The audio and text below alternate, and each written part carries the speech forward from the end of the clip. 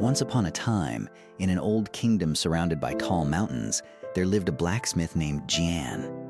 People came from many villages just to watch him work. His swords were sharp. His farming tools lasted for years.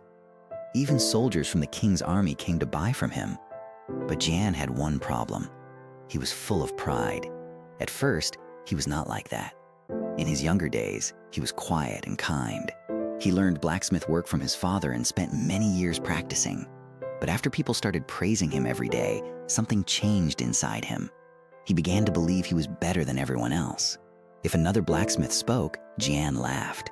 If your hands were skilled, people would stand outside your shop too, he would say. If someone gave him advice, he ignored it. If I needed advice, I would not be the best in the kingdom.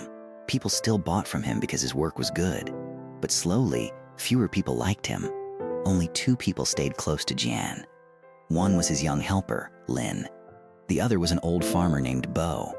Lin was calm and hardworking. He looked up to Jian and wanted to become a great blacksmith one day. Farmer Bo was different. He was old, patient, and wise. He often sat outside Jian's shop after working in the fields. One afternoon, Bo watched Jian shape glowing iron with his hammer. "You are very skilled," Bo said. Jian smiled proudly. "I know," Bo nodded slowly. "But skill without humility is dangerous." Jian stopped hammering. "What does a farmer know about my work?" Bo did not argue. He simply said, "Pride blinds a man before the fall." Jian laughed loudly. "Old man, I became successful because I trust myself. Weak people need humility. Great men need confidence." Bo sighed and stood up. "One day," he said quietly, "you may not know the difference." Then he walked away. Weeks passed. One morning, a royal messenger arrived at Jian's shop. The king wanted a special sword made for his best general. The sword would be carried during an important battle. "If the sword pleases the king," the messenger said, "you will be rewarded with gold and honor." Jian's chest filled with pride. "This kingdom has no better blacksmith than me," he said. The messenger nodded and left. Lin smiled. "Master, this is a great chance." Jian lifted his chin. "It is not a chance. It is what I deserve." From that day, Jian worked day and night on the sword. He used his best iron. He heated the metal again and again. He carved golden patterns into the blade. But while working, he became careless. Not careless with effort, careless with listening. One evening, Lin carefully examined the sword. "Master," he said softly, "I think there is a small crack near the base." Jian frowned. "There is no crack." Lin pointed carefully. "Look closely when the light hits it." Jian grabbed the sword and stared at it. For 1 second, he saw it. A tiny line, very small, but real. Lin spoke carefully. "If we melt it again and remake that part, it will take longer, but the sword will be stronger." Jian's face darkened. "You think I made a mistake?" Lin lowered his head. "No, master. I only want the sword to be perfect. It already is. But enough." Jian's voice filled the shop. "You are still a student. Do not teach me my own craft." Lin became silent. Jian knew the crack was there, but his pride spoke louder than truth. If he remade the sword, it would delay delivery. People might think he failed. The king might hear about the flaw, so Jian convinced himself the crack did not matter. 2 days later, the sword was presented to the king's general. The general admired it.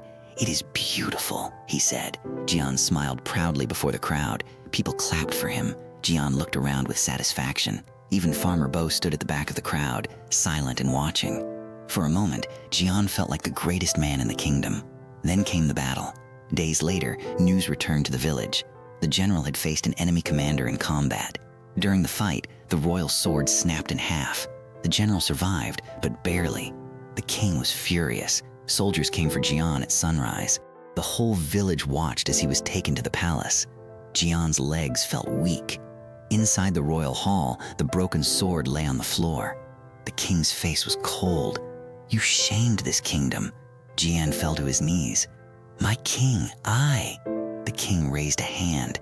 "You were trusted with honor, yet your work failed." Jian looked at the broken blade. Right where it snapped was the crack Lin had warned him about. His mouth went dry. The king continued, "Your pride made you careless." Those words struck harder than any hammer. Jian could not speak. For the first time in many years, he saw himself clearly. Not as a master, not as a great man, just a foolish man who cared more about his pride than the truth. The king spared Jian's life, but his title as royal blacksmith was taken away. When Jian returned home, the village was quiet.